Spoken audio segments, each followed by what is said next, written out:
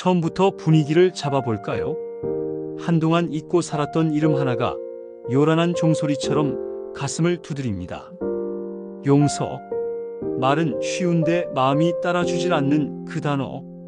오늘 이야기는 바로 거기서 시작합니다. 한 가정의 오래된 상처, 그리고 한 청년의 눈물이 어떻게 길이 되는지 베델에서 세겜으로, 세겜에서 이집트까지 숨을 고르며 함께 걸어가 봅니다. 베델을 떠날 무렵 야곱의 집에 반가운 소식이 찾아왔습니다. 라헬이 다시 임신한 겁니다. 요셉을 안겨주었던 그 라헬. 하나님이 하나를 더해 주시길 바라며 첫 아들의 이름을 더함이라는 뜻으로 지었던 그 여인. 그런데 길 위의 해산은 가혹했습니다. 숨이 넘어갈 듯 진통 끝에 아기가 태어나자 라헬은 속삭입니다. 베논이 내 슬픔의 아들. 슬픔이 목까지 차오른 자리에서 겨우 붙잡은 이름. 야곱은 그 이름을 듣고 고개를 세게 저었습니다. 아니야, 베냐민. 오른손의 아들. 귀한 아들. 아들이 평생 슬픔의 이름을 지고 걷지 않게 하려는 한 아버지의 마지막 애씀. 그날 한 생명은 웃으며 오고 한 생명은 고요히 떠났습니다. 집은 조용했고 빈자리는 크고 눈물 냄새가 오래 남았습니다.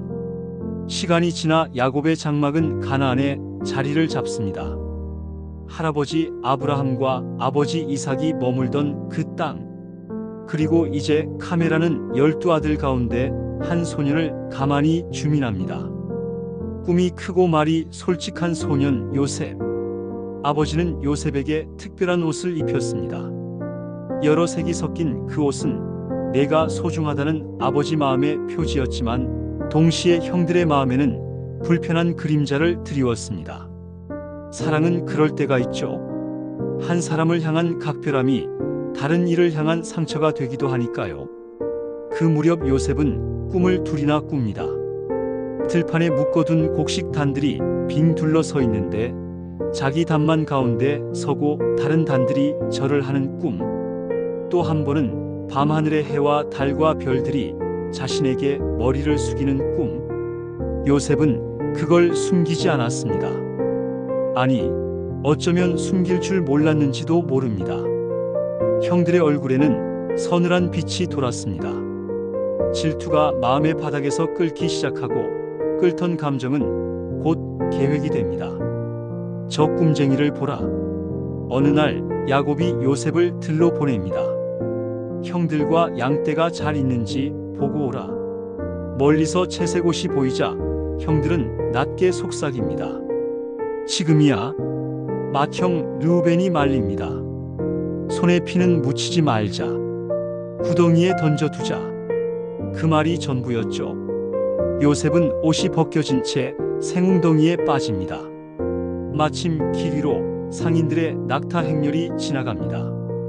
그 순간 넷째 유다가 현실적인 제안을 던집니다. 죽이지 말고 팔자. 은전 20개. 요셉의 인생값이 정해집니다. 채색옷은 염소 피로 얼룩지고 야곱은 그 옷을 끌어안고 무너집니다. 긴 애곡, 긴 밤. 어쩌면 그 밤은 오래도록 끝나지 않았을지 모릅니다. 이야기는 뜻밖의 옆길로 빠집니다. 유다의 집. 큰아들 엘, 둘째 오난, 셋째 셀라, 며느리 다말. 당시 관습은 이렇습니다. 형이 자식 없이 죽으면 동생이 형의 대를 이을 아이를 낳아주는 것. 집안의 이름을 지켜주는 최소한의 약속이었죠. 그런데 둘째 오난은 계산기를 두드렸습니다. 태어나도 형 이름으로 올라가잖아. 그는 책임을 회피했고 그 선택은 집을 더 어둡게 만들었습니다. 유다는 셋째가 장성하면 다말에게로 보내겠다고 해두고는 세월과 함께 약속을 미루다 있습니다. 기다림이 끝나지 않을 것 같던 어느 날 다말은 얼굴을 가리고 길가에 섭니다. 유다가 지나갑니다. 한 마리 염소를 값으로 약속하고 담보로 인장 반지와 끈, 지팡이를 맡깁니다. 관계 이후 다말은 사라지고 얼마 뒤 임신 소문이 퍼집니다. 유다는 분노합니다. 끌어내라. 그때 다말이 조용히 내어놓습니다. 나를 임신시킨 사람의 물건들입니다. 유다는 담보를 알아보고 고개를 떨굽니다. 그가 나보다 옳도다. 약속을 미룬 자신의 책임을 인정한 순간이었습니다. 그리고 그 집에 쌍둥이가 태어납니다. 먼저 손을 내밀었다가 들어간 아이, 붉은 실로 표시를 남겨 세라라 부릅니다. 그런데 배를 뚫고 먼저 나온 건 다른 아이. 그 아이의 이름은 베레스, 말 그대로 터뜨리고 나온 아이. 세월이 지나면 사람들은 이렇게 말하게 됩니다. 그 베레스의 집안에서 훗날 왕이 태어났대. 다시 세월이 더 흐르면 그 왕의 집안에서 메시아가 오셨대. 흠없는 족보가 아니라 비틀리고 상처난 가지를 껴안고 곧게 세우는 방식으로 하나님은 역사를 진행시키십니다. 이 장면이 길게 삽입되는 이유, 이제 슬쩍 감이 오지요. 무너진 약속과 뒤틀린 관계 위에도 새 길을 트시는 분이 계시다는 신호입니다. 이집트 경호대장 보디발의 집에서 요셉은 노예 신분으로 일을 시작합니다. 그런데 이상합니다. 일을 맡기면 일이 풀리고 사람이 맡겨지면 마음이 풀립니다. 사람들은 그걸 두고 이렇게 말했습니다. 저 청년은 어디를 가도 형통하네. 그 형통은 높은 자리를 뜻하지 않았습니다. 누구와 함께 하느냐의 상태였습니다. 함께 하시는 분이 일을 빛나게 하니 주인 집 전체가 덩달아 복을 받습니다. 그때 주인의 아내가 요셉을 유혹합니다. 요셉은 짧게 대답합니다. 나는 하나님 앞에서 못합니다. 달아나는 데엔 기술이 없습니다. 옷을 벗겨도 뛰쳐나가야 할 때가 있습니다. 남은 건 모함의 소리, 그리고 감옥. 하지만 이상한 문장이 또 붙습니다. 그곳에서도 형통했다. 감옥장도 일을 맡깁니다. 형통은 환경의 성적표가 아니라 동행의 표지라는 사실이 드러납니다.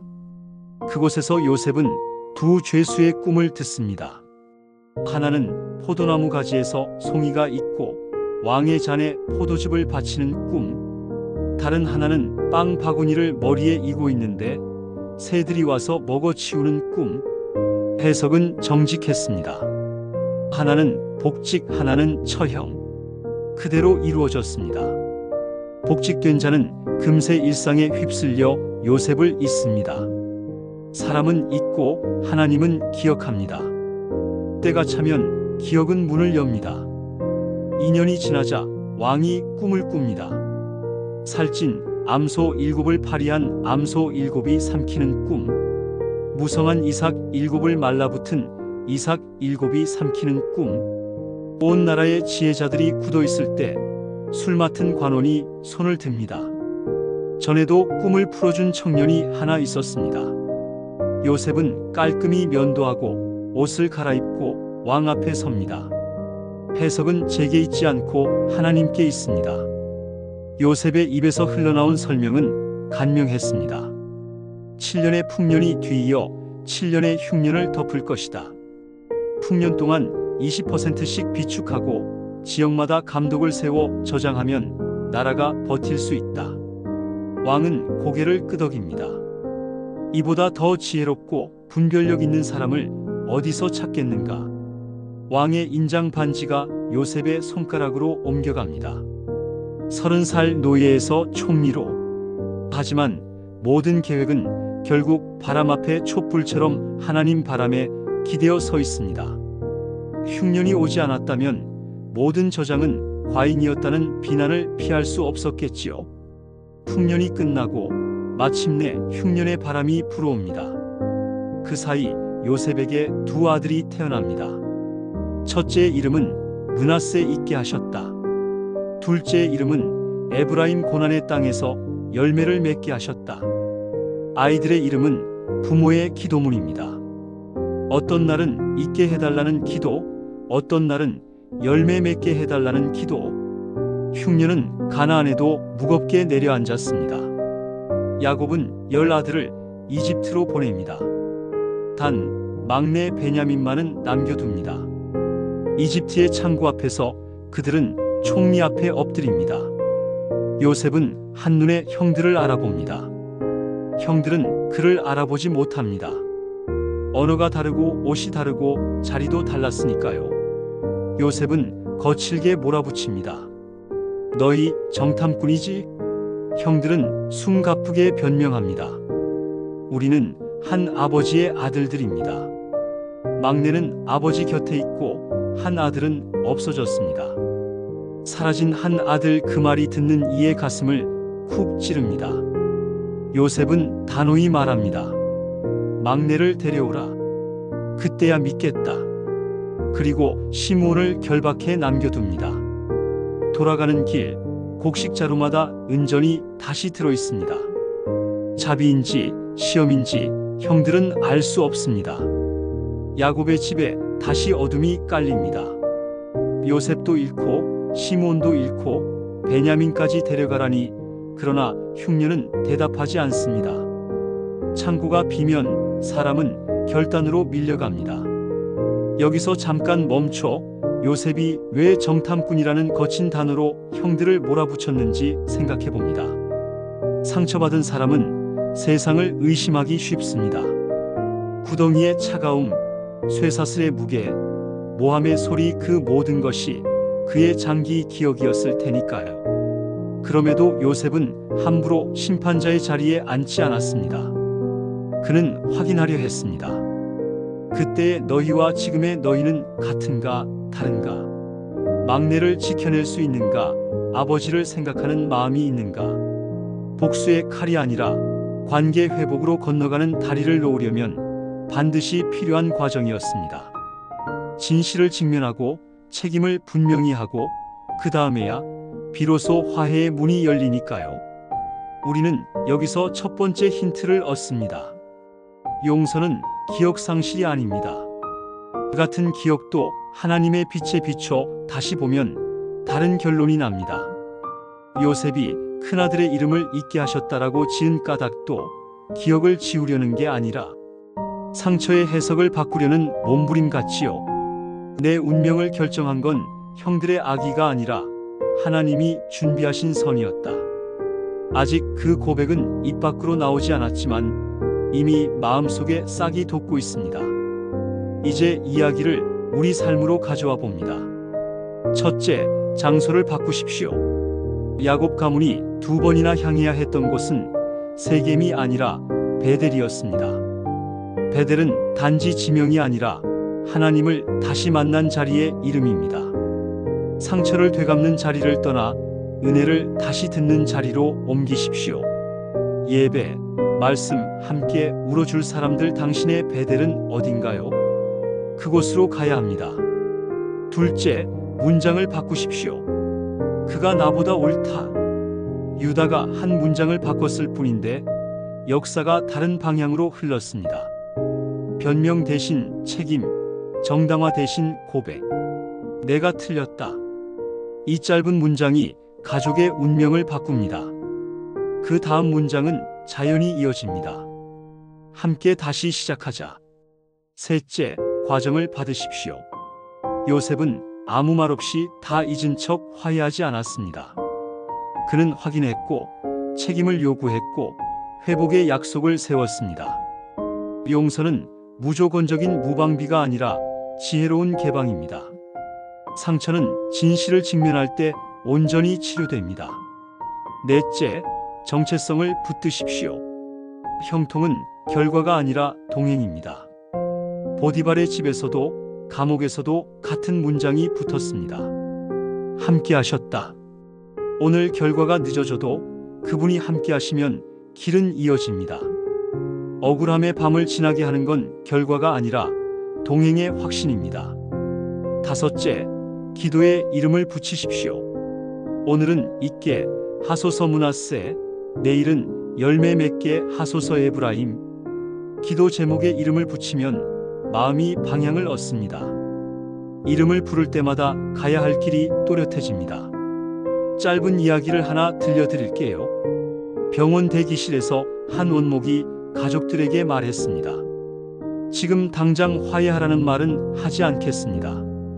다만 휴대폰을 꺼내 보십시오. 내가 틀렸다고 말해야 할 한 사람의 이름을 떠올려 보십시오.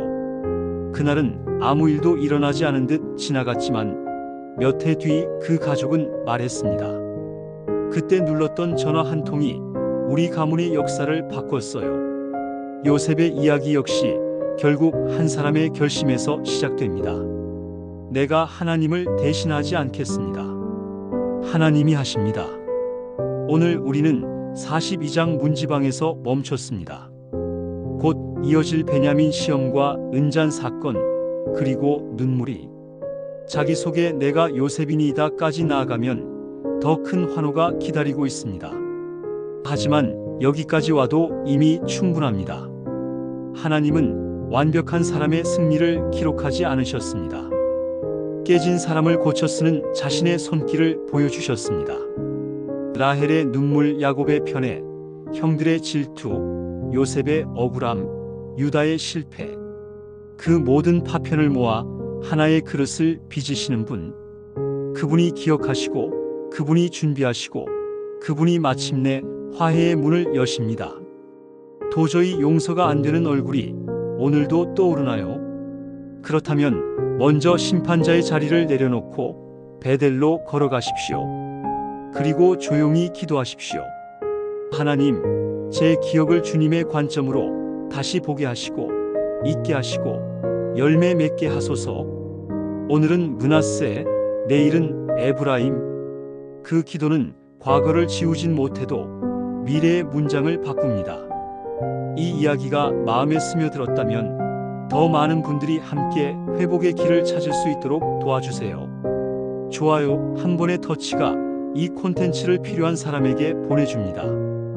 구독과 알림 설정은 다음 이야기를 가장 먼저 초대받는 방법입니다. 그리고 댓글로 당신의 한 줄 고백을 들려주세요. 누군가에게는 그 한 줄이 베델로 돌아갈 용기가 됩니다. 다음 편에서는 이 긴장감 넘치는 재회의 후반전 베냐민을 둘러싼 시험, 은잔 사건, 그리고 드디어 터져나오는 그 유명한 고백까지 같은 톤으로 이어가 보겠습니다. 준비되셨다면 우리 이야기는 계속됩니다.